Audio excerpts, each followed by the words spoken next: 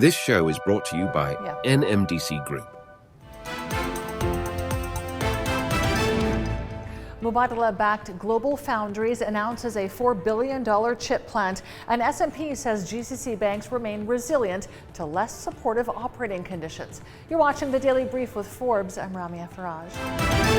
Mubadala-backed chipmaker GlobalFoundries has unveiled a $4 billion semiconductor fabrication plant in Singapore. The upcoming facility will have annual capacity of 450,000 wafers. It boosts GlobalFoundries' total capacity in Singapore to about 1.5 million wafers per year. The plant is slated for completion between 2025 and 2026. In 2021, GlobalFoundries announced a $6 billion global expansion plan amid chip shortages. Mubadala owns an 89.4% stake in the firm.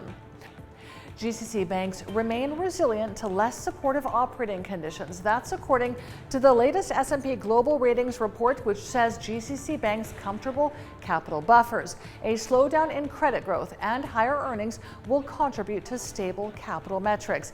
In the short term, however, it says rising interest rates and OPEC production cuts will constrain growth prospects for GCC banks. S&P says it expects GCC banks to report stronger profitability in 2023 due to higher interest margins and lower cost business models. The EFG Hermes Saudi Forum in London wrapped up today after facilitating deeper connections between Saudi-listed companies and emerging market investors. The investment bank held the event in collaboration with the Saudi Exchange, hosting over 50 Saudi companies, 375 international guests, and more than 200 institutional investors and fund managers from over 120 global investment firms. The forum showcased Saudi's investment-friendly landscape, diverse sectors, and Vision 2030 initiatives. It highlighted the kingdom's potential across sectors, including finance, tech, energy, infrastructure, and tourism. Global leasing giant SMBC Aviation Capital has concluded an order for 25 Boeing 737 MAX aircraft in a deal worth more than $3.7 billion at current list prices. The purchase is meant to support its growth plans and meet customer demand. The Ireland-based lessor is the world's second largest aircraft leasing firm. It says the new planes are scheduled for delivery in 2028 and 2029 and will increase its orders of Boeing's more fuel-efficient MAX jets to 81 aircraft.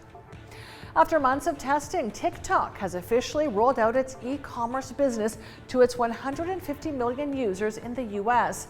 Its Chinese owner ByteDance seeks to capitalize on its popularity and hopes to replicate the success of Asian platforms like Shein. New features include a shop tab where businesses can display their products with logistics and payment solutions powered by TikTok. The social media firm said it also integrated its shopping service with various third-party platforms like Shopify, Salesforce, and Zendesk, as well as others. Google begins a marathon court battle today to fight accusations from the U.S. government that it acted unlawfully to become the world's top search engine. Over 10 weeks of testimony from more than 100 witnesses, Google will try to persuade the court that its case is without merit. The trial is the biggest U.S. antitrust case against a big tech firm since the same department took on Microsoft more than 20 years ago over the dominance of its Windows operating system. And Amazon is making its first investment in direct air capture technology, which removes emissions from the atmosphere. It's purchasing 250,000 tons of removal credits over 10 years from the 1.5 direct air capture plant in Texas for an undisclosed amount.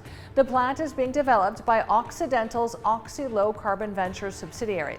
Many scientists believe extracting billions of tons of carbon dioxide from the atmosphere by using nature or technology is the only way to meet climate goals. I'm Ramia Faraj. This is the Daily Brief. Thanks for watching. See you tomorrow.